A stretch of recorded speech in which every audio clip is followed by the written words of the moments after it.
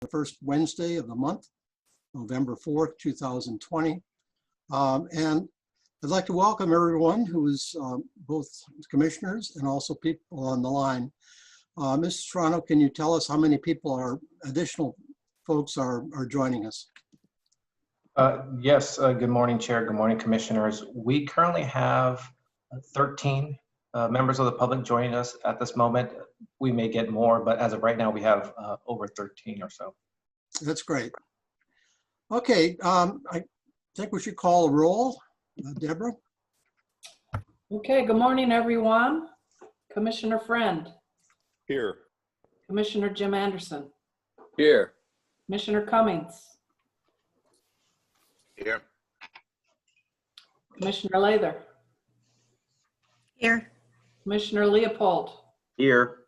Commissioner Estrada. Here. Chairperson Roger Anderson. I'm here. Alternate Brooks. Here. Alternate Banks. Here. Alternate Hunt. Here. For the record, we have a quorum. Thank you, Deborah. You're welcome. I'd like Joe Serrano to give us a little bit of message about running the meeting and any other items he wants to tell us about before we get going. Perfect. Thank you, Chair. Again, good morning, Commissioners. Good morning, everyone else who has joined us today. Since May, the Commission has conducted meetings remotely to ensure the safety of the board, its staff, and the public. And I just wanted to briefly summarize the meeting structure under this Zoom webinar. Our commissioners will have complete control over their webcams and microphones. For members of the public, your webcams and microphones have been disabled, but you'll still be able to view and see the entire meeting. Members of the public will also have the opportunity to address any of the agenda items to the Commission. And that can be done two ways. You can send an email to LAFCO and we will read your email on your behalf, or you can raise your hand on Zoom. And for individuals who are joining us by conference call, if you press *9, that will raise your hand.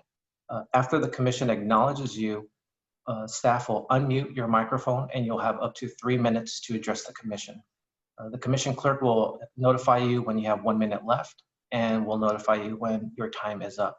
At that point, we will request for you to wrap up your comment and we will mute your microphone once again. And for any Commission action in today's meeting, there will be a roll call vote administered by our Commission clerk for the records. Chair, that's my brief summary of the virtual meeting process. I'd be happy to answer any questions. Are there any questions from the commissioners? Any members of the public that would like clarification? Chair, I don't see any requests to address the Commission at this time. All right, let's move on then to our minutes from our last meeting. And I'd like to ask for any corrections or edits that might be offered by the Commission and a motion to approve. I'll make a motion that we approve the minutes of our previous meeting. Second. Okay, it's been moved and seconded. Any other discussion of this? Members of the public? Okay, let's have a roll call. Okay, Commissioner Friend.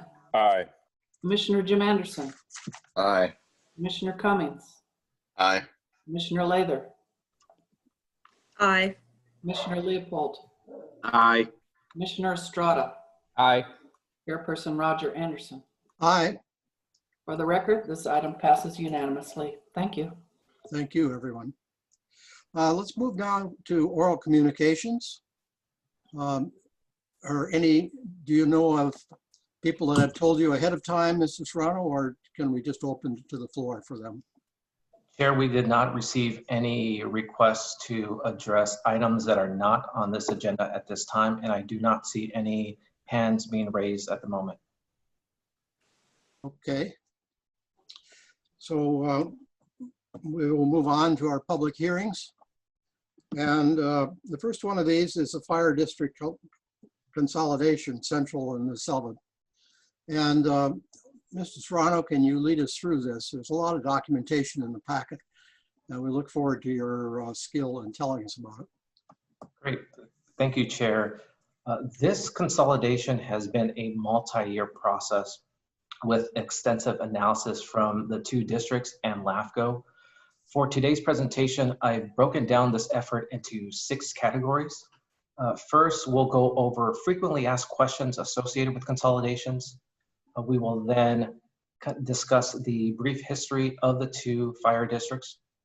We'll then go over the joint application submitted to LAFCO. I will summarize the LAFCO process and talk about the next steps in the consolidation efforts. And then I will give my closing remarks before I present staff's recommendation. And at that point, I will defer back to the chair, in which we will open the floor for public comments and commission discussion. So now, I've had the privilege to work on consolidations and fire projects in other LAFCOs during my career. And I have received various questions from affected residents. In my experience, there's 3 common questions associated with consolidation. The first one is regarding cost. Residents typically want to know, what is this going to cost me? Or will my property taxes go up? In the case of this consolidation, there's no change. The fire districts have indicated that the existing revenue sources will be transferred over to the successor agency, meaning there is no change to the property taxes, there are no new costs or new assessments. The existing revenue funds will be transferred over to the successor agency. The next questions, or the series of questions, really involve services, and residents want to know, is this going to negatively impact the level of service? Are firefighters going to lose their jobs in the sense of this consolidation? Or if I call 911, will the response time take longer? And the answer for this consolidation is no change. State law and this commission require that the level of service remain the same or improve as a result of a boundary change, including consolidation. The 2 fire districts have also adopted a plan for service, which is in essence a transition plan indicating how the current operations will be implemented into the successor agency. And the final question that I would hear a lot, it really involves change. And residents wonder, well, if there's no change in cost and there's no change in services, then why do this? Why fix what isn't broken? And the response is, it's not about fixing what isn't broken, but it's making sure that the residents are covered with the best fire protection available. Consolidation is merely a mechanism that special districts can use to improve efficiencies. In the superhero world, consolidation is the secret weapon that separate entities can use to combine forces for the greater good. In other words, these 2 special districts, these 2 fire districts, can maximize their existing staff, their equipment, their facilities, and their best practices by becoming one new special district through consolidation. And what I found most interesting during my analysis is that these 2 fire districts are direct results from past consolidations, which leads to our next slide. And I'm a history nerd, so bear with me. Back in 1982, Live Oak Fire and Soquel Fire considered the idea of consolidation. They submitted an application and went through the LAFCO process, and the commission during a public meeting reviewed it, considered it, and approved this consolidation, which formed the Central Fire Protection District. A couple years later, in 1985, Aptos Fire and La Selva Fire also considered consolidation. They submitted an application, they went through the LAFCO process, and the commission approved the consolidation, creating what we now know as Aptos La Selva Fire.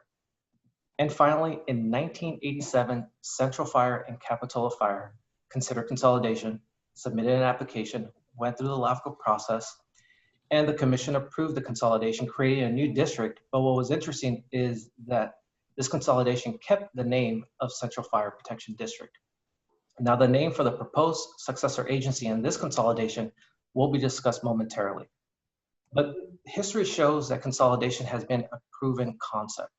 But that doesn't mean it's given in today's world. There needs to be evidence that consolidation makes sense now, before the districts take action, which leads to our next slide about the application steps. Since the 1990s, Central and Aptos Fire considered the idea of consolidation. But it wasn't until 2018 when the two fire districts partnered with LAFCO and hired an outside consultant to conduct a feasibility study to see whether or not this makes sense financially and operation-wise. This final version of the report was presented to the residents at a town hall meeting in August 2018, and that report supported consolidation. It made sense. This report was also used as a service review for the two districts, and that was adopted by LAFCO during a public meeting in November 2018. So we have history indicating that it's a proven concept. We have a recent feasibility study saying that it makes sense, but the districts still need to take action to initiate this process. And that's why the following year in 2019, the districts adopted several resolutions. State law requires that one of the fire districts proposing consolidation needs to adopt a resolution of initiation. Only one resolution is required, but the districts both adopted similar resolutions. And this is an ongoing theme throughout the LAFCO process of the districts taking additional steps for more transparency and awareness for the public. So those resolutions were adopted in July 2019. Another example of this full transparency is they also adopted similar resolutions when it came to the board composition. And this was important because Central Fire is larger than Aptos La Selva Fire. Larger in the sense of acreage, population, the number of parcels, and the assessed value. So in order to have fair representation, both boards decided to adopt resolution indicating that 3 board members from Aptos will serve on the new successor agency and 2 will serve from Central. An additional step is that the districts decided that by 2022, this successor agency's elections will transition from at-large to district-based. Again, to have better representation of not only the former fire districts, but the communities themselves, the residents. After the adoption of these resolutions, the districts directed their fire chiefs to submit an application to LAFCO. A joint application signed by both districts was officially submitted to LAFCO on December 30th, 2019. And this is when the LAFCO process officially begins. And state law requires a number of milestones to be completed before the consolidation can be presented to the commission. For example, within 30 days of receiving the application, LAFCO needs to notify the applicants whether or not the application is complete. A status letter was submitted to the 2 fire districts in January indicating that it was incomplete for a number of reasons, including the need for a property tax exchange agreement that needs to be adopted by the Board of Supervisors, as well as a suggestion of having another town hall meeting to discuss the consolidation. Within 30 days, state law also requires LAFCO to notify all affected and interested public agencies about the consolidation and solicit comments. To date, LAFCO did not receive any written opposition from any local agency.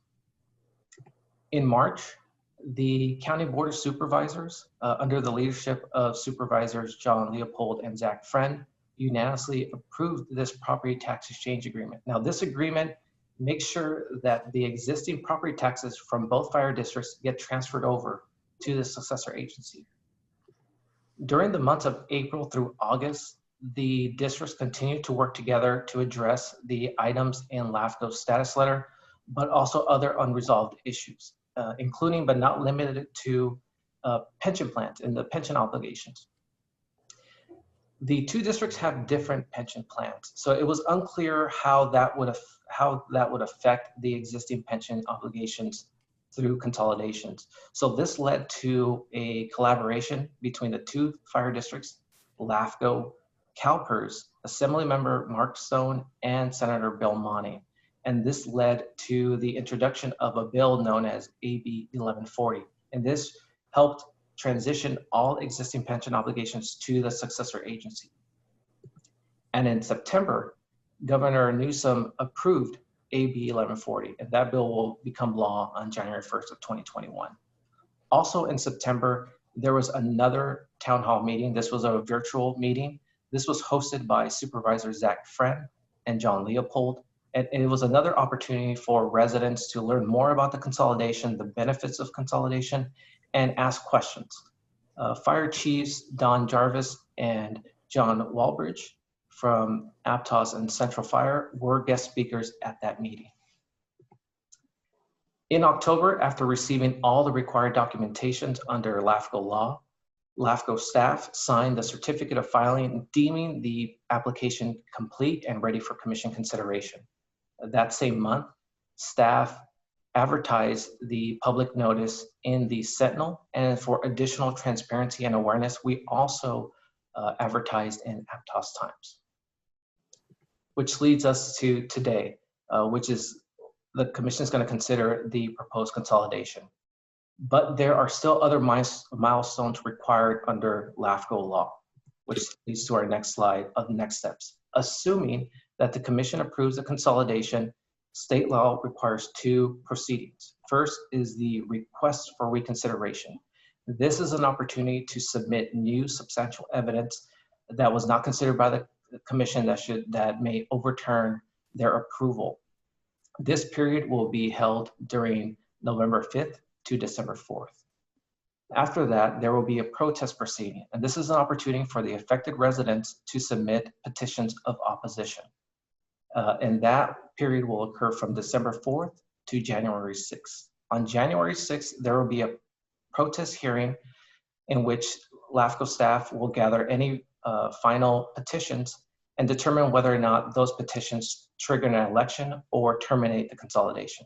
The rule of thumb is this: if we receive 25% or less of petitions in opposition, the commission's approval stands. If we receive between 25 to 50%, that triggers a special election.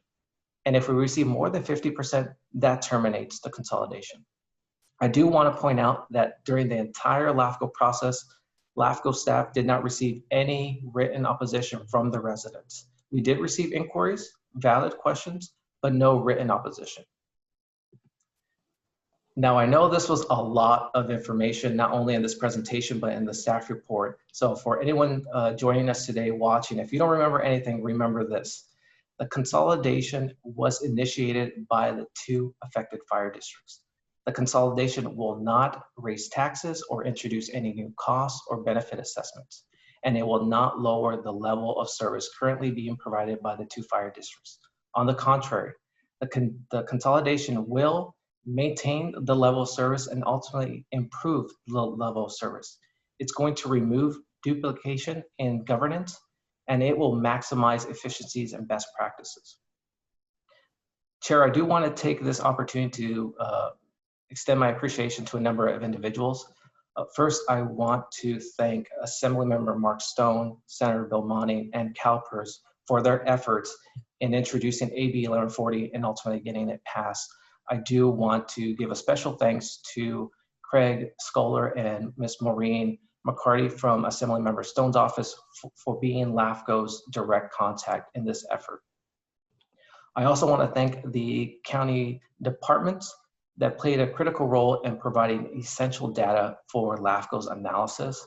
I do want to give a special thanks to Supervisors John Leopold and Zach Friend for their leadership in adopting that property tax exchange agreement and hosting that virtual town hall meeting. I also want to thank the district board members, the union representatives, and their staff for their time and effort on this multi-year process and getting this consolidation done.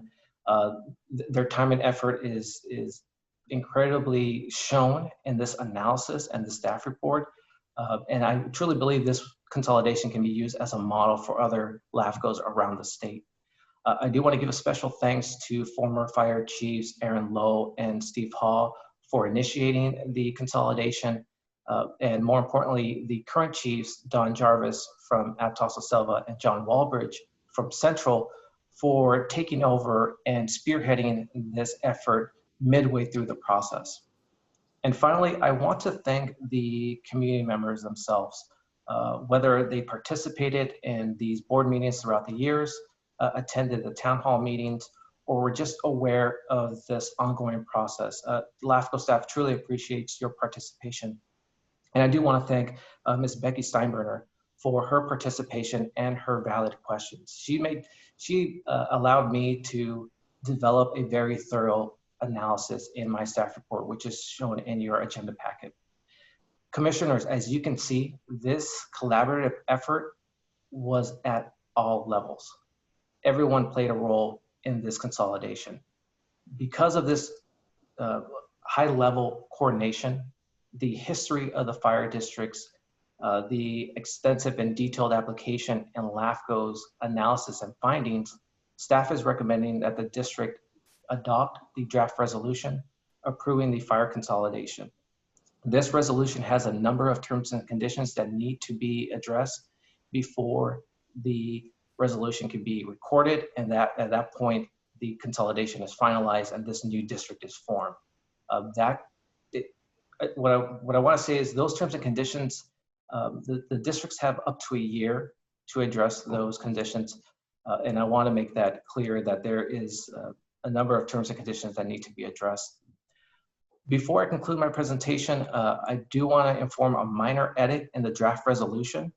Since the distribution of the staff report and resolution, the two districts have continued to work together, and they informed LAFCO that they tweaked the proposed name for the successor agency. Currently in the draft resolution, it identifies the successor agency as the Central Fire Protection District of Santa Cruz County.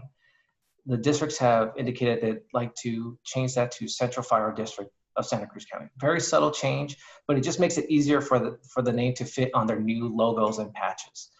So staff is recommending that this change in the name be included in the motion to adopt the resolution. With that, Chair, that concludes my presentation. I'd be happy to answer any questions once you open and close public comments. Thank you very much for a very informative staff report. I'd like to open the public comment, public hearing part of this agenda item now. And I'd first like to give comment or opportunities for commissioners to make comments, which might help direct the future comments that will be done by the public. So are there any such comments from the commissioners?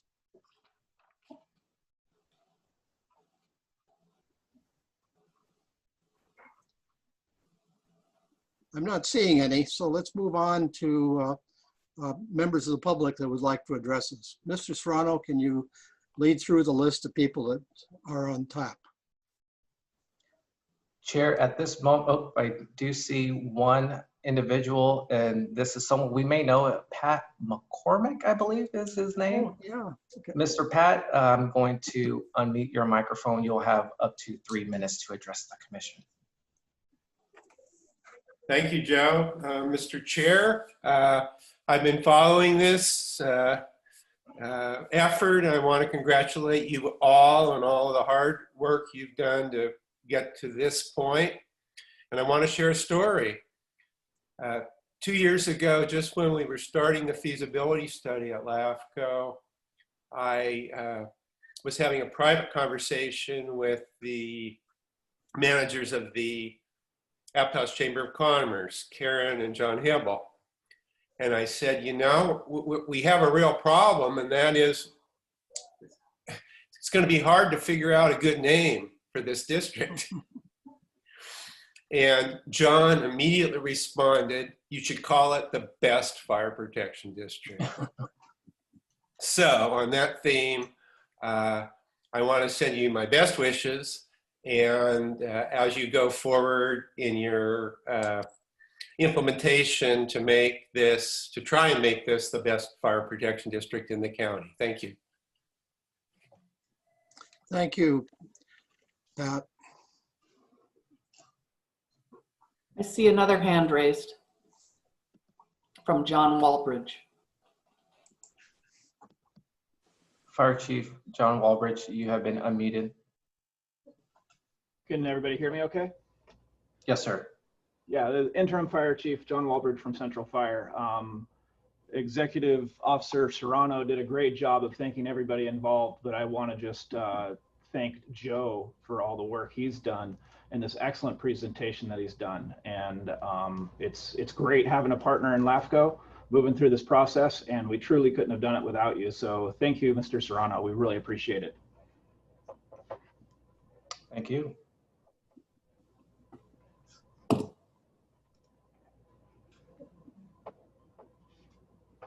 Chair, I do not see any other hands raised at the moment. Unless Mr. McCormick has his hand raised again. Nope.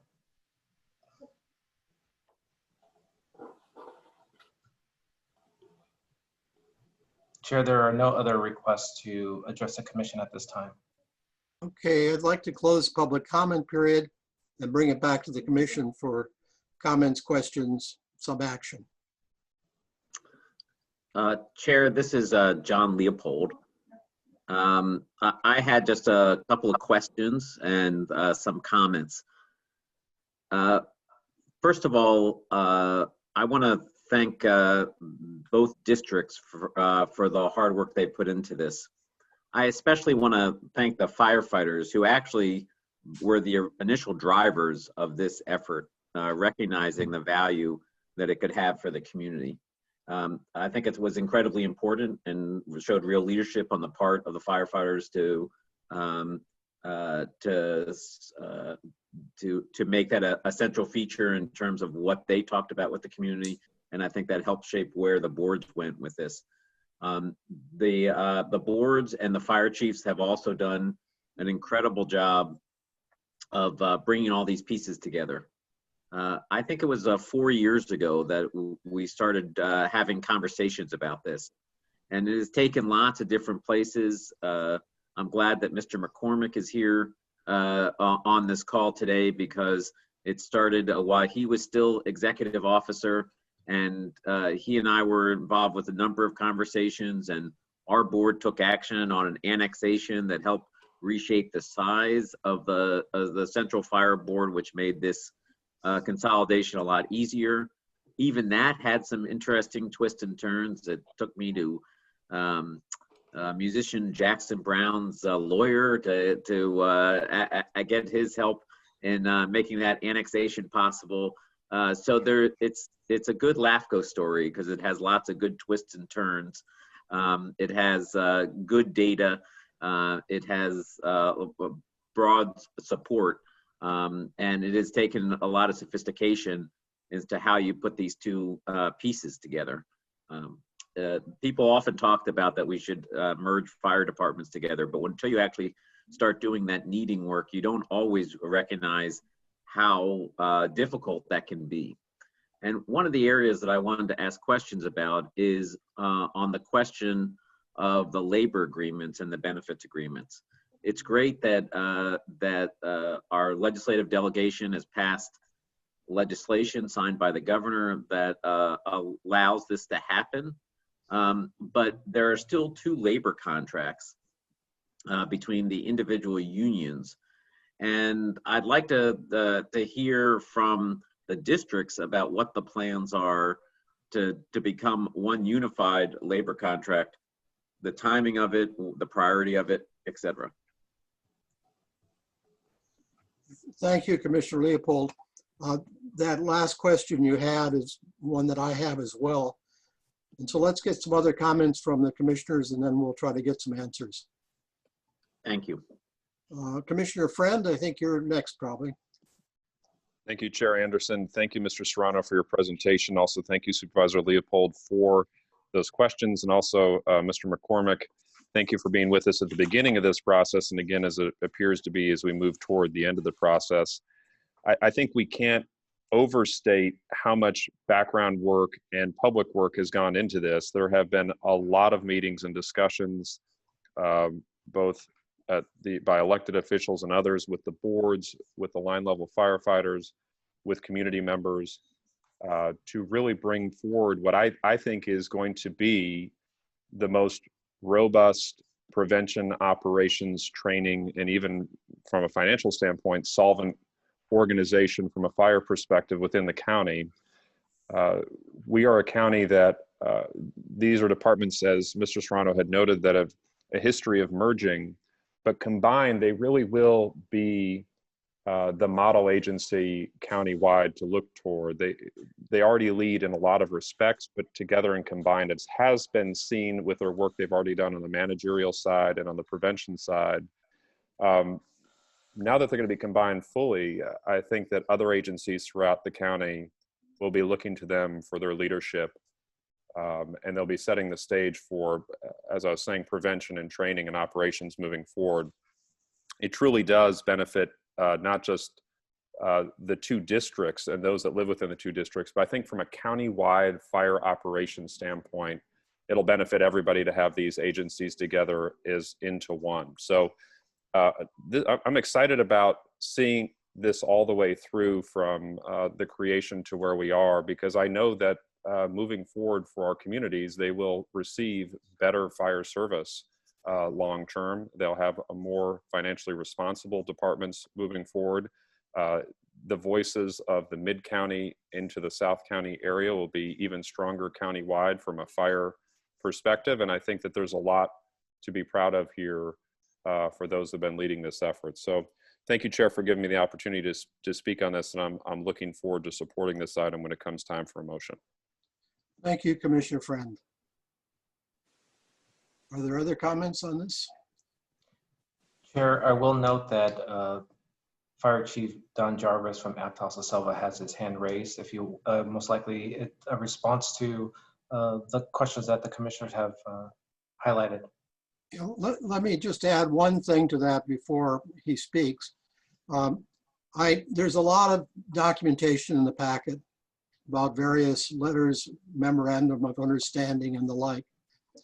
Plus there's some rather detailed, basically contracts, negotiated labor contracts. And there are a couple things that I'd like to know. One is that, are there any substantial differences between these different contracts? I understand that the pension thing has been settled, but again, those are under terms of the separate contracts, and so I'm not so concerned about that. But I do wonder whether there'll be an incentive for people in the consolidated district to get hired under one contract or the other, or are they the same now? So I just like a little discussion of that before we move on. So go ahead and open and see if there are other public comments. Chief Jarvis, I'm going to unmute your phone or microphone.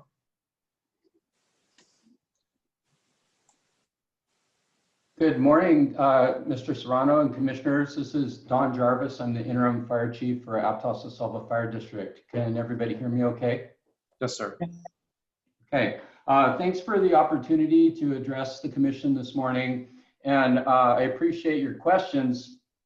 Let me start by saying that it's already been acknowledged, and I just want to emphasize the point that fire district consolidations such as this are extremely difficult. There are 1,000 moving pieces, and everybody is emotionally invested in each one of those moving pieces. So Central Fire District and Aptos La Selva Fire District each have a long history of proud service to their communities. Each has a host of retired firefighters that are still part of the fire service family and part of the fire agencies. Each of these districts has developed a culture and a kind of an organizational philosophy, if you will, over the course of time. I was talking to someone just yesterday. My wife and I have 2 daughters, and those 2 daughters could not be more different as people. And in some ways, these 2 fire districts are an image of that. They've grown up in the same environment, but they've turned out completely different in terms of the things that are important and matter to the people in the 2 fire districts. One of those places where that comes out very clearly is in the labor contracts. So just generally, the philosophy at Aptos La Selva has been for higher wages and a lower tier of benefits. On the central side, they have an organizational philosophy of slightly lower wages, but a higher tier Do of it, honey. I'll benefits. help you. So combining those two labor contracts has been probably the most challenging piece of this. And in fact, the meetings are still continuing. An ad hoc committee of representatives from both Aptos La Selva Board of Directors and the Central Fire District Board of Directors has been meeting regularly with representatives of the two labor unions to hammer out some of the differences in these contracts. As it sits today, right today, there are two separate labor contracts. Each of those labor contracts is valid and binding until the end of 2021. And while that is true, the meetings are ongoing to continue to try to blend those into a single labor contract. One scenario is that those labor contracts run out in parallel until they expire at the end of 2021, as I said, in which case the new board of directors will undertake negotiations to develop a successor labor contract. The other is that somewhere between here and there, these meetings are fruitful and the two contracts are combined before they expire on their own terms. That's it in a nutshell. Are there any specific questions that I might be able to answer? Chair, maybe Chief Jarvis or Chief Walbridge might be able to answer. You know, it seems really critical that we resolve this last remaining part. I understand it's difficult, but I guess I'd like to get a sense of the priority on the part of the districts to resolve this before the consolidation actually takes place. You know, we go through a multi-step process here. There's still several months to go, but the idea of resolving this critical issue seems to be very important. I'll continue. Yes, it is absolutely very important, and we recognize, all of the involved parties recognize that the ultimate goal and the path of the highest advantage is to come to an agreement and combine the two contracts into a single MOU. The problem is that's easier said than done. And as I said, negotiations are ongoing, and it is a very high priority. But as you know, the negotiations process, especially with labor, can often be very difficult. There are a lot of nuances, and given the fact that you've got these two different philosophies going into negotiations, it's very difficult. I can't promise you that we're going to come to an agreement with the labor unions before the consolidation is finalized. To do so would be well, it'd be overstepping my boundaries because it's actually the boards of directors that are doing the negotiations. But I can tell you for sure it is a very high priority, and it's something that we all want to get accomplished.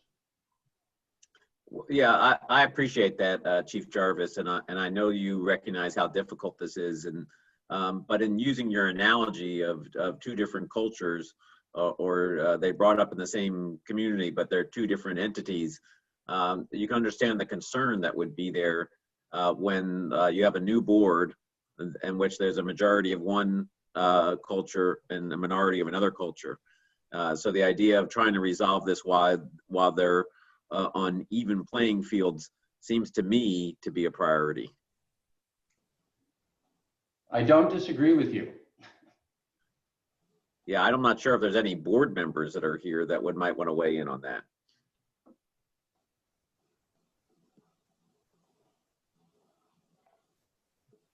Mrs. Serrano, are there any other people who want to speak on this item? This issue, I guess. Chair, I do not see any other individuals requesting to address the commission at this time. Okay, I guess my question is to Chief Jarvis or anyone else who wants to tackle it, is what happens if there's not a labor agreement by the end of 2021? Where does that leave the status of the consolidation and everything else? Or is there a plan B to deal with this? Well, okay, I'll try this one too. So every labor contract has an expiration date, right? If we stayed Aptos La Selva Fire District, our labor contract with our union would expire at the end of 2021. The board would and the union would enter into negotiations, and they would hammer out a successor agreement through the process of negotiation. And that's what we expect will happen at the end of 2021. It may be easy, it may be difficult, but that is the process. And we can't shortcut it. We can't ignore it.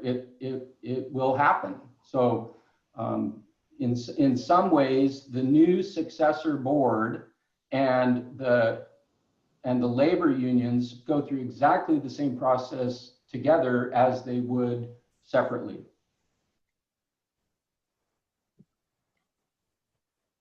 Are there negotiation sessions set up right now to work toward resolution before the consolidation occurs? Yes, the negotiations are ongoing. They're meeting, I don't know if they're meeting every week, but there are regular meetings happening with the between the labor unions and the representative of the two boards.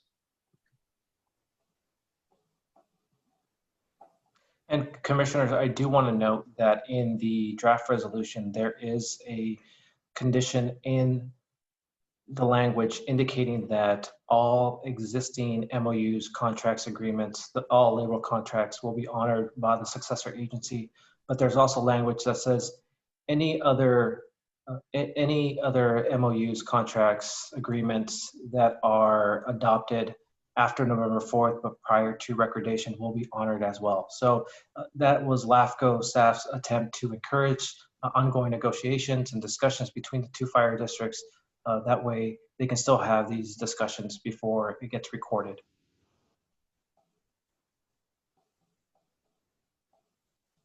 Other commissioner comments?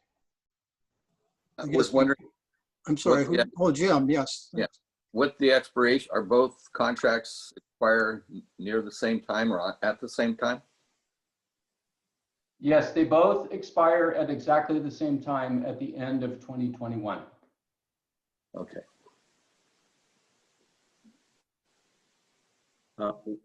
Chair, this is John Leopold. You know, one of the things that make consolidation hard is that there are so many hurdles that have to be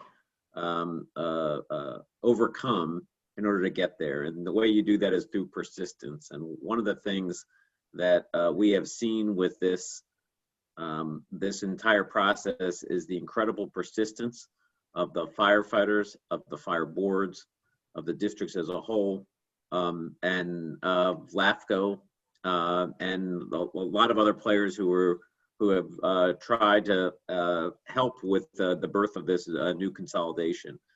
It's going to require persistence in order to complete this labor contract, and I want to urge that happen before the consolidation happens.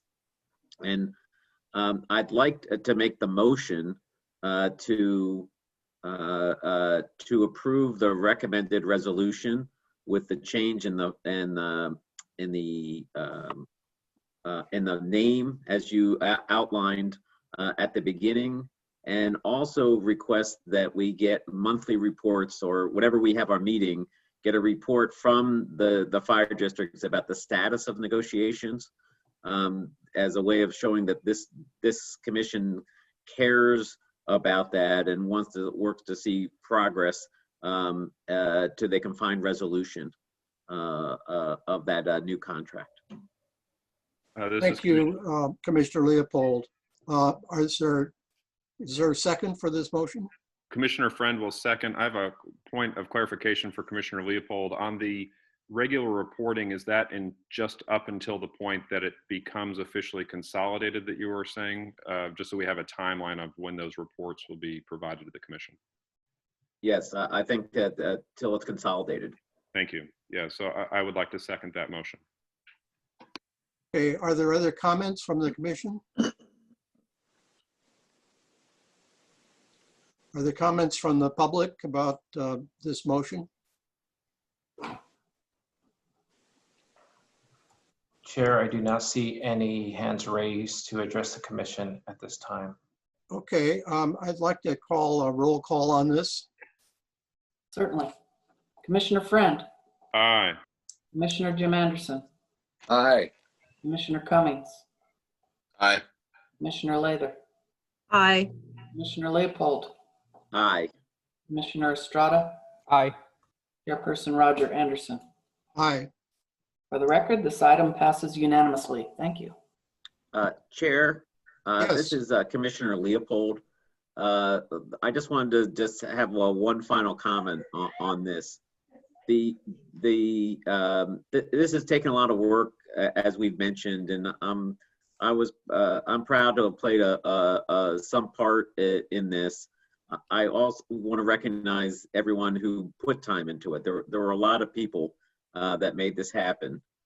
As we saw from the election results last night, this will probably be the last LAFCO meeting that I'm at, and I'm very proud of the work that this commission has done, and proud to see these kind of good government and efficient government services work happening. It's underappreciated what LAFCO does and the importance it plays in the community. And when people have experiences with it, they realize what a valuable tool it is. And it's been a pleasure to serve on this commission and in my time on the Board of Supervisors. And I won't be staying for the rest of the meeting because I was up until the wee hours of the morning, but this was important for me to be part of. So I just wanted to acknowledge that and acknowledge the work of the commission. Thank you very much, Commissioner Leopold. And I greatly appreciate all of the efforts you've made for leadership, both in the Santa Cruz area as well as statewide. And so we wish you well in the future. Okay, any other comments on this one, or should we move on to the next item, Mr. Serrano? I think we are ready to move on to the next item. All right. Going to consider now the service review and sphere review for the San Lorenzo Valley Water District. Mr. Serrano, can you, again, it's a long item. If you can distill it for us, would be greatly appreciated. Thank you, Chair. I'll try to keep this brief. The San Lorenzo Valley Water District was formed back in 1941 for the purposes of developing and providing water for domestic use, fire protection, and recreation in San Lorenzo Valley. Since 1963, the district has experienced several boundary changes, including the 2016 reorganization involving Lompico County Water District. Today, the district's service area encompasses approximately 60 square miles. A detailed analysis of the district was conducted as part of the service review, and today I will just go over the key findings from that report. First, the district provides water service to approximately 20,000 residents. Their source of water comes from surface water and groundwater. But what's interesting is that the water district also provides sewer service to a small community. And the commission may recall during our countywide sanitation service review, San Lorenzo Valley Water District indicated or expressed interest in transferring over sewer responsibilities to another public agency. That is still the case.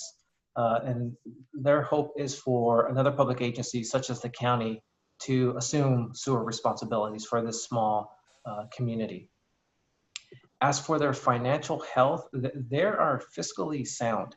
The district did not encounter any single deficit in the last 6 fiscal years.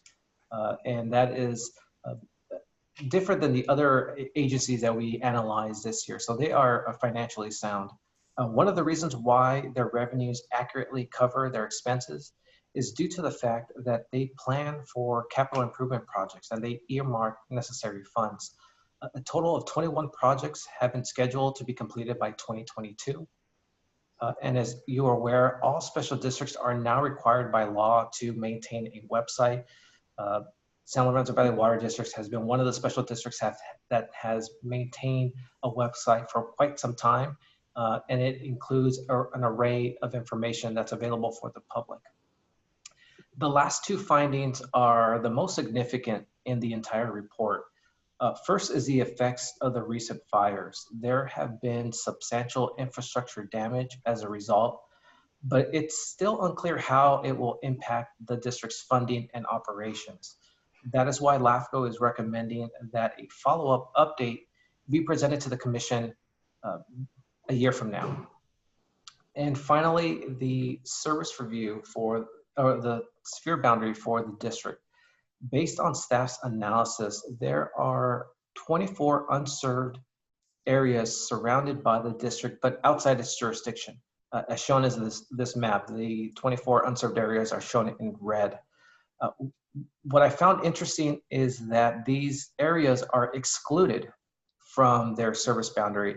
I believe that the sphere boundary should include these unserved areas to encourage annexation in the foreseeable future if desired by the residents and the water district. Any annexation would require additional analysis and an application. But I think a precursor to those discussions would be updating the sphere boundary to include these 24 unserved areas. Chair, with that, staff is recommending that the Commission find the service review is exempt from CEQA, determine that the service review meets the statutory requirements for Government Code Section 56.425 for the sphere determinations, and 56.430 for the service determinations. And finally, staff is recommending that the Commission adopt the draft resolution approving the 2020 service and sphere review for San Lorenzo Valley Water District. With that, that concludes my presentation. I'd be happy to answer any questions once you open and close public comments. Okay, I'd like to open the public comment period. And let's start with some questions, comments from the commissioners.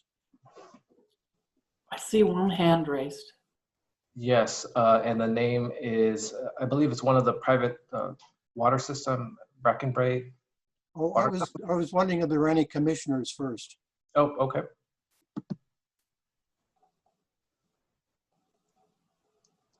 Okay, let's move on then to the comments by the public. Alrighty, the individual that has Brackenbrae as their name, you have been unmuted. You have up to 3 minutes to address the Commission. Hi, my name is Nicole Barrage. I'm the HOA Water Commissioner for Brackenbrae. And I just, we found this timing a little off for us, and we just stumbled on your notice through the paper with the fire and everything. We are quite happy with our water system, other than the fact we just went through the fire, and we have good quality water service, good quality water, and we have water rights. So I just want to make sure I understood the comment that came up in the presentation. So basically what your staff is recommending is that the unserviced area islands within those boundaries would be considered a part of SLV's potential service areas, and that if you were a water company, independent, with state oversight, you could still maintain that. You would just only request to be annexed in. There would not be an eminent domain takeover. First, thank you for the comments, Ms. Nicole, and you're correct. The intent of the sphere boundary is a planning tool, indicating that these areas should be part of the water district in the foreseeable future, whether that's 5 years from now or 20 years from now. I just wanted to identify that these areas are not part of the district, but substantially surrounded by it. So you raised a good point that there is no eminent domain. There needs to be support by the affected area, in this case, the private water system, as well as the water district. And that needs to be initiated with an application. So as of right now, there is no application. The commission is not forcing annexation. This is just a way to at least start discussions. And if there is no interest from the water district or the private water system or the residents, then there's no need to move forward. This is just an informational report that could be used to start discussions if there's desire to do so. Okay, and then I have two more comments. So if you chose to explore this avenue to hook up with them, we would be able to explore that without a potential threat of being taken over, because we have talked to SLV and Big Basin about connecting with them. So if we were to explore that, that's not basically us giving up our water company through your vision as your commission. That wouldn't, we want to explore all of our options. Our water treatment plant was burnt down, and our water storage, we've just restored our water storage. We are looking towards rebuilding our treatment plant, but we do, as a water company, want to look at all of our options. And you're absolutely right. LAFCO staff encourages you to explore your options. And if one of the options is to be part of the water district, then an application needs to be submitted. And then at that point, that's when the LAFCO process begins. But any previous discussions, explorations of alternative approaches to ensure that your residents get adequate water supply, that doesn't trigger any LAFCO action. The only time LAFCO gets involved officially is when there's an application in place. So I would encourage you to explore those options. And if LAFCO can help, I'm always available. Okay, and then the follow-up to that is, if we were to explore coming under SLV Water District, having them service us, is that funding something that is then explored with LAFCO, or it has to be something the water district has to come up with, or is it Bracken Bray Water Company that would have to do that? And I missed the first part. Have to do what exactly? The analysis? Well, so right now we just applied for a FEMA grant. We're a critical nonprofit. So I'm just trying to understand, when you do these annex, who pays for the funding to do that type of connection? That's a good question. In a hypothetical situation, the applicant, the landowner, the registered voter, or the private water system would be subject to any connection costs to the water district. I'm not sure what those fees would be, but that's something to explore and understand before an application would come in to LAFCO. Because the last thing I would want is for a resident to have that sticker shock of it's going to cost this amount to connect to the water system. So those are the type of questions that need to be answered before it gets brought to LAFCO. Okay. I'm sorry, Ms. Nicole, I just want to mention one more thing. It's my understanding that your private water system, as well as the Forest Springs private water system, they're already within the jurisdiction of San Lorenzo Valley Water District. So annexation is not required. So you can already have these discussions with the water district without LAFCO approval or action. And if you decide that connection makes sense, you don't have to go through the LAFCO process. Annexation only occurs for areas that are outside the jurisdiction of the water district. And at that point, LAFCO action would be required. Okay, thank you for clarifying that. Yes. That's it, thank you. Chair, we also have General Manager Rick Rogers from San Lorenzo Valley Water that has his hand raised. Okay. Mr. Rick, I have unmuted your microphone.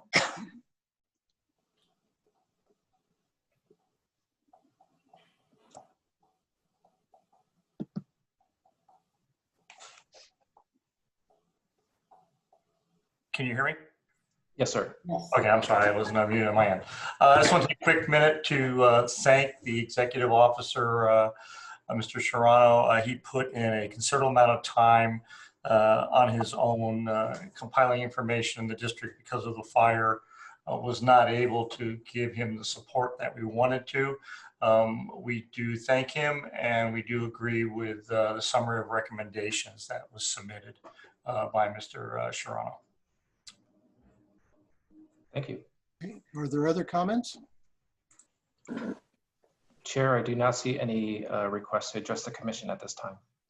Okay, I'd like to close the public comment, bring it back to the commission for additional comments, questions, and possible action again. So are there any takers in the commission?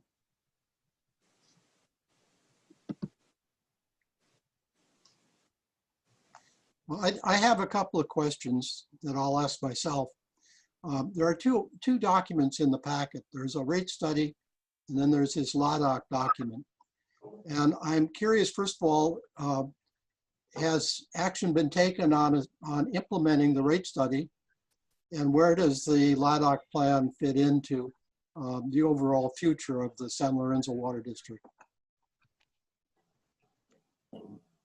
Chair, I would defer to Mr. Rick Rogers for that particular question. And Mr. Rick, your microphone is still unmuted. If you could help me on this inquiry. Yes, the rate study has implemented. We're in fact getting ready, I think starting today or tomorrow, to implement the fourth step in a 5-year rate increase. And the LADOC merger, you know, we are in close to our 4th year, and we are moving ahead with the recommendations from the LADOC merger. We are in the process of constructing all new storage. The LADOC merger outlined about 6 different projects, and it came with an assessment district, and that we are moving ahead with those projects. We're a little bit behind schedule, but we're moving through it. Thank you. Very helpful.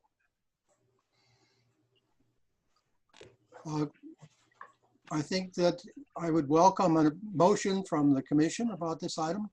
I'll make a motion that we approve the sphere review for San Lorenzo Valley Water as recommended by our executive officer. Second. I'll second. I beat you, Zach. You can have it. You can have it. Okay, so the motion's been made and I believe seconded at least once. So let's get any additional comments from the commissioners, alternates, or the public. I don't see any requests to address the commission, Chair. Okay, in that case, let's have a roll call, Deborah. Certainly. Commissioner Friend. Aye. Commissioner Jim Anderson. Aye. Commissioner Cummings. Aye. Commissioner Lather. Aye. Commissioner Estrada. Aye. Chairperson Roger Anderson. Aye. For the record, this item passes unanimously. I'm assuming John Leopold left. You're correct. Okay, like to talk about policy updates. This should be, I think, are these the last few? You're correct. Okay, so very good work on these, Officer Serrano. And so why don't you lead us through these? And there are 3 of them again, and we'll take care of them one at a time. Thank you, Chair. We finally did it. We've reached the last 2 policies. Today, we'll review the policies involving spheres and water. First is the sphere policy, which was adopted back in 1977 and was last reviewed in 2010. The purpose of this policy was to outline how to designate sphere boundaries for all the cities and special districts in Santa Cruz County. Overall, the policy simply needed minor edits, such as revising outdated language and implementing the new standard format for our policies. Next is the water policy. This was adopted back in 1964 and was last reviewed in 2010. The intent of this policy was to determine how to analyze current and future water demand when considering boundary changes, such as annexations. However, the current version of this policy was merely the proposal policy and the sphere policy combined with highlighting areas of water-related issues. Staff felt that it was more appropriate to create a formal policy. So the current version was completely revamped with still using the same language identified in the previous version. I do want to note one correction. After the distribution of the staff report, and it was brought to staff's attention that the annual reports filed by the public water systems are no longer sent to the California Department of Public Health, but rather the State Water Resources Control Board. Staff is recommending that this motion include this correction. But with that, staff is recommending that the commission adopt the resolutions approving the amendments to the sphere and water policies. Chair, with that, that concludes my presentation. I'd be happy to answer any questions. Okay, thank you. Are there comments, questions by the commission?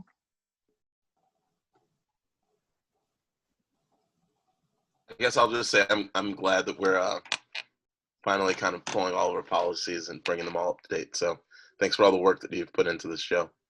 Absolutely. Okay, other comments? I had just one. I was curious whether this list of sources for water information is intended to be exhaustive, or do we have the flexibility of considering other sources as well? That's a great question, Chair. And I think there is other opportunities to amend, improve, add to this current policy. My intent was, a lot of effort was placed in creating this water policy. And so I wanted to keep that context intact with the notion that now that we've reviewed all the policies, we can combine it as one policies and procedure handbook. And then now we can start adding new policies or adding new language to really improve the structure and the information provided in these policies. So yes, I think there is room for improvement for the water policy as well as all the other policies that we have. Thank you. So let's, are there public comments on these policy changes? Chair, the number of attendees have dwindled. I think the main event was the fire consolidation. We don't have any requests to address the commission at this time. Okay, so close the public comments. Chair, we have Ms. Rochelle that has a comment. Okay. Yeah, I thought it was really interesting going through the water policy because it was enlightening to me to understand how you review it. And I really appreciate it being updated like this. I just wanted to thank you, Joe. And Deborah. It's our pleasure. Now, I also wanted to say that your entire effort of reorganizing our policies is really going to make it easier for the commission to understand it. And it also has allowed us to clear some of the accumulated history from these policies to make it a little clearer about where we are right now. Exactly. Okay. Is there any other comments from the commission? I'd welcome a motion to approve these as well. I'll move recommendation of the policies updates. Second. Okay, we have a motion and a second. Commissioner Friend is the second, and Commissioner Anderson is the first. I believe And it was Commissioner Cummings that seconded the motion. oh, okay. I'm sorry. I thought. Okay, thank you. Okay, let's move on to whether there are comments from the commission and/or the public. I don't see any requests to address the commission at this time, Chair. Okay, like a roll call. Certainly, Commissioner Friend.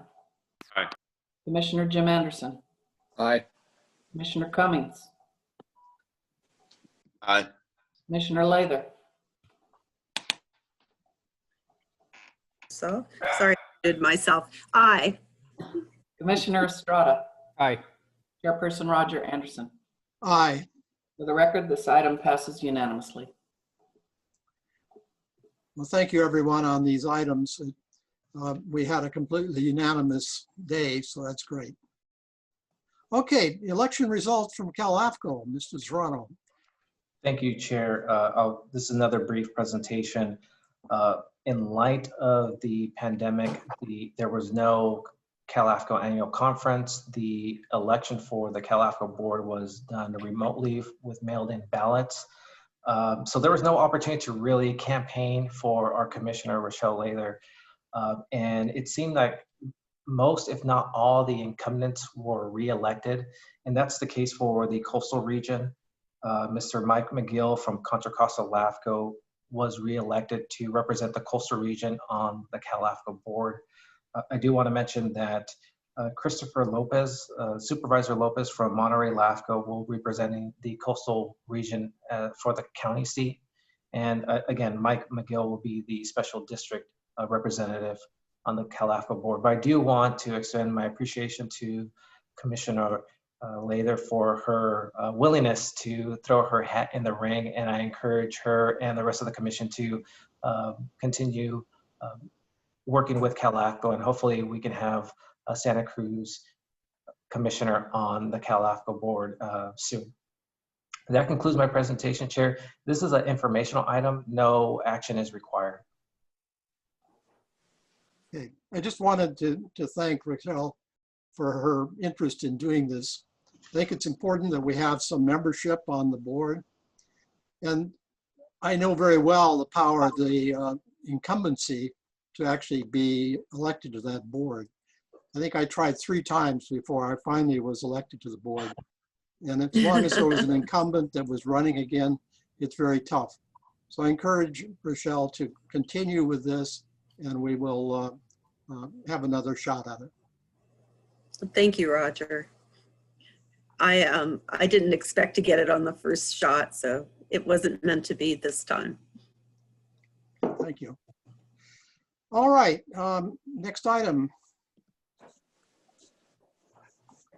The quarterly report. These are getting almost as long as our agenda. Chair, I'll keep this brief as well. September was the end of the first quarter. Our staff report identifies the service reviews completed, the projects we're working on, and recent staff level meetings.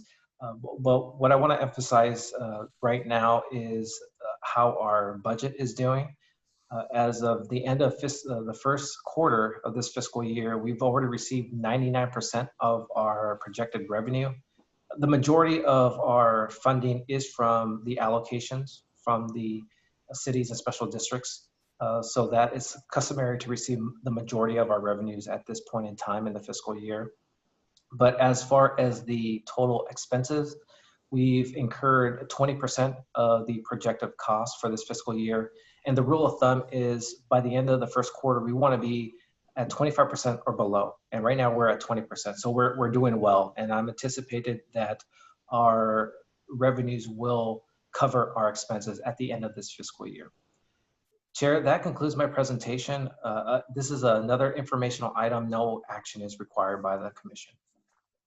Okay, any questions from the commissioners? Okay, well, thank you. Your report, the written part is so comprehensive that it makes it quite clear. Great. Okay, we now have the work program review. Thank you, Chair. Again, I'll keep this brief. The work program that was adopted by the commission back in November 2019 has laid out what the service reviews will be until 2024. So next year we have scheduled 4 service reviews that are going to analyze, I believe, 16 or 18 special districts. We are scheduled to have our first service review involving the city of Scotts Valley in March, then the Scotts Valley Water District in May, the 4 recreation park districts, so they will all be analyzed in one service review, and I'm scheduled to present that to the commission in August. And the main event of the year will be the countywide comprehensive fire district service review. My intent is to analyze all fire districts in the county. And as you recall, Chair, the commission requested that a scope of work be presented to the commission outlining what that report will cover. I am scheduled to present that outline to the commission in January.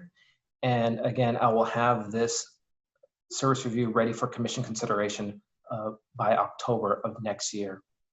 And this will also fulfill the request from the grand jury to analyze any areas of improvement or opportunities with the fire districts So this report, I believe, will be a critical and important resource, not only for the commission, but for the public and for the fire districts themselves. So I'm really forward to working on this service review. But those are the ones that are scheduled for next year. And that concludes my presentation, Chair. This is another informational item, but I'm happy to answer any questions. Okay, any questions from the commissioners? I'd also welcome any comments from the public on this item and also the quarterly report as well. Chair, there is no request to address the commission at this time. Okay.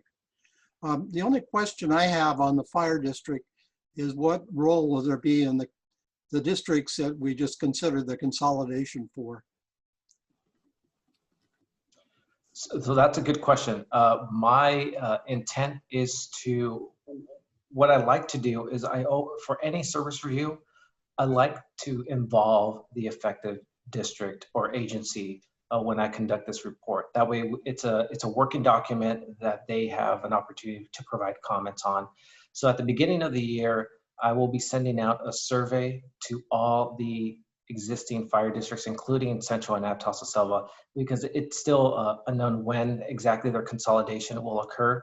But the consolidation effort will be emphasized in the report, but I will still be requesting them to provide feedback and input as part of this service review, because it's going to be county-wide. And hopefully this consolidation will be a success story and a potential model for other opportunities within the county.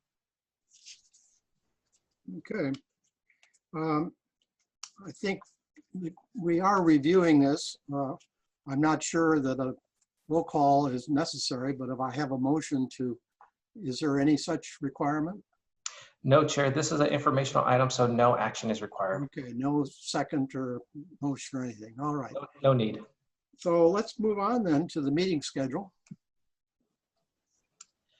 Thank you, Chair. This is an item that we normally present to the Commission at the end of the year, indicating the proposed regular meetings for 2021.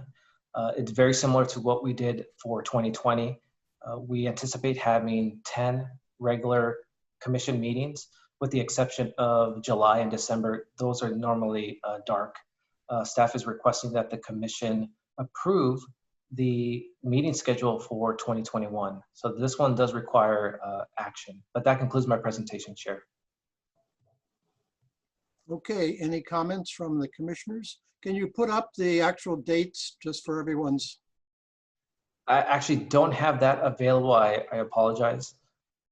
Okay, Commissioner Cummings? I just had one question. I just wanted to confirm, is the time going to remain the same? Because I know we shifted last year, our meetings were at 10 a.m. This year they were at 9. So I just wanted to confirm that the timing of the meetings would stay the same. Good question, Commissioner Cummings. And yes, staff is proposing that the meetings start at 9 a.m. for all the meetings in 2021, unless the commission decides to change it. But as of right now, we are proposing 9 a.m. as a start time. Thank you. Are there other questions? Comments? Or is there any public comments on our meeting agenda schedule? Chair, we do not see any hands raised requesting to address the commission at this time. All right, well, thank you. So we should approve this. So can I get a roll call? We need a motion first. I'll move the staff recommendation for the 2021 LAFCO meeting schedule. I'll second it. Okay. Okay, Commissioner Friend. Aye. Commissioner Jim Anderson. Aye. Commissioner Cummings. Aye. Commissioner Lather. Aye. Commissioner Estrada. Aye. Chairperson Roger Anderson. Aye. For the record, this item passes unanimously. Thank you. Thank you. Okay, the written correspondence, Mrs. Serrano. Yes, we did receive a number of late correspondence after the staff report was distributed. 2 of those correspondence was from Ms. Becky Steinberger. I'm not sure if she is joining us today, but most, if not all, her questions were addressed this was regarding the fire consolidation. Most, if not all, her questions were addressed in my presentation and or in the staff report in our analysis. The third late correspondence we just got this morning, and that was from a resident regarding the San Lorenzo Valley Water District service review. That was distributed to the commissioners this morning and was also posted on the LAFCO website.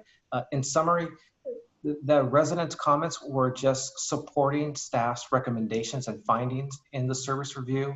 And he encouraged that the district explore alternatives with the private water systems and the unserved areas. He is a resident that was affected by the fires, and he would like some type of coordination between the residents and the water district. So he supported staff's recommendation to have those discussions.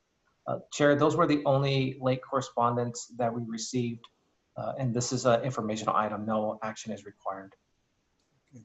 Are there any members of the public that want to follow up on this? I don't see any requests to address the commission at this time. All right. So let's move on. We're almost done with the agenda. We got press articles. And Chair, this, I don't have a presentation. This is just a regular agenda item.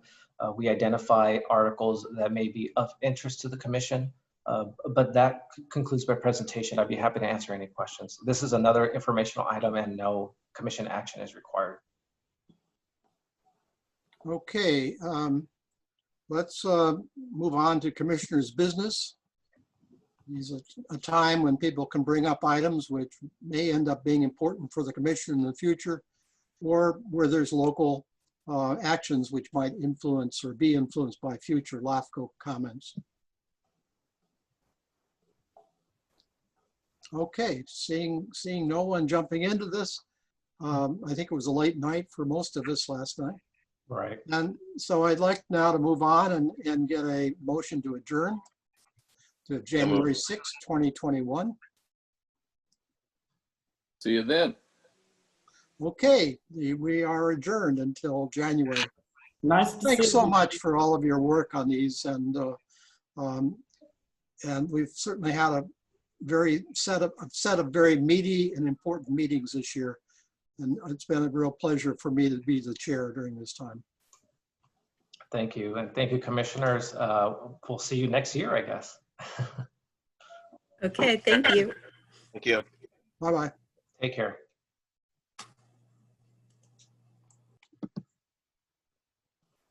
And for the remaining members of the public, thank you once again for joining us today. And that concludes the LAFCO meeting. If you have any questions, feel free to reach out to LAFCO staff. We're always here to help.